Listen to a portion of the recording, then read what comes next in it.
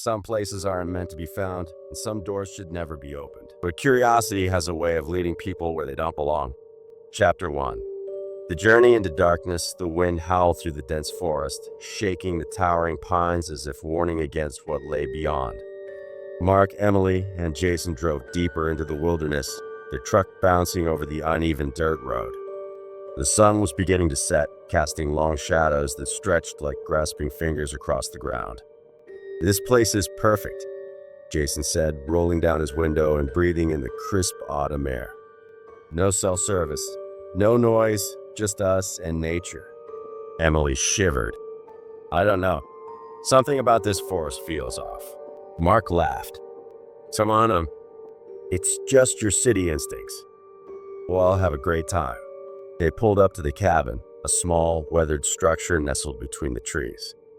It looked abandoned, paint peeling, windows covered in grime, and the front steps sagging under age. But the rent was cheap, and they were here for an adventure. Chapter 2. Whispers in the night. That first night, the three of them sat around the fireplace, telling stories and roasting marshmallows. The flames flickered, casting eerie shadows on the wooden walls. Then came the noises. At first, it was just rustling in the trees. Probably the wind. Then came the footsteps, slow, deliberate, crunching through the fallen leaves outside. Jason stood up. Probably an animal. Mark grabbed a flashlight and shined it through the cabin window. The beam cut through the darkness, illuminating the surrounding trees. Nothing. Yet, the feeling of being watched lingered. As the night dragged on, sleep was impossible. Emily kept hearing whispers just outside her window. A child's voice. Faint, almost playful. "Come outside." She yanked the covers over her head, squeezing her eyes shut. It was just her imagination. It had to be. By morning, they found strange markings around the cabin, symbols carved into the wood. Deep, jagged cuts forming strange shapes that none of them recognized. "Someone's messing with us," Mark muttered, his voice tight. Chapter 3. The knocking that night, the noises returned. Louder. Closer. The footsteps circled the cabin, heavy and deliberate. Then came the knocking. 3 slow, hollow knocks on the front door. Jason grabbed a knife from the kitchen. "Who's out there?" he called, his voice trembling. No answer. The knocking came again. 3 times. Slow. Taunting. Mark yanked open the door, flashlight in hand. Nothing. Just the empty forest. Then Jason screamed. Emily spun around and saw him staring at the window, his face pale. A figure stood just outside the glass. It wasn't human. His body was too thin, his limbs too long. His face, stretched, skin sagging over an empty, gaping mouth. The eyes were hollow sockets, blacker than the night itself. He raised a hand and knocked 3 slow, deliberate times. They ran. Bursting through the front door, they sprinted toward the truck. The forest around them felt alive, shifting and twisting as if trying to trap them inside. Mark fumbled with the keys.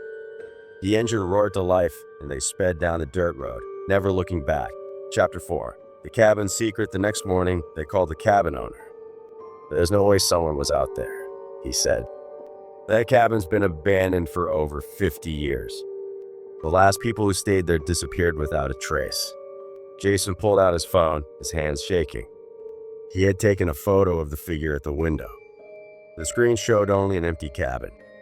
But in the reflection of the glass, something watched them, grinning. Chapter 5. The return. Weeks passed, but the nightmares never faded. Emily saw shadowy figures in her dreams, whispering the same words, "Come outside." Jason's health declined. He grew pale, restless, his eyes hollowed by lack of sleep. He claimed he could still hear the knocking at night, even though he was miles away from the cabin. Mark, determined to prove that their experience had a logical explanation, convinced them to return. This time, they brought cameras, weapons, and a plan. The forest felt different. Colder. The trees seemed taller, their branches reaching like skeletal fingers.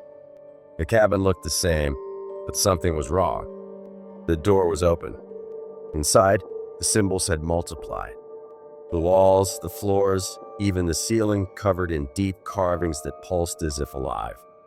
Then came the voice. "You shouldn't have come back." The cabin door slammed shut. Jason screamed as something unseen dragged him toward the darkness. Mark and Emily grabbed him, pulling with all their strength, but it was no use. His body was yanked into the shadows. Then, silence.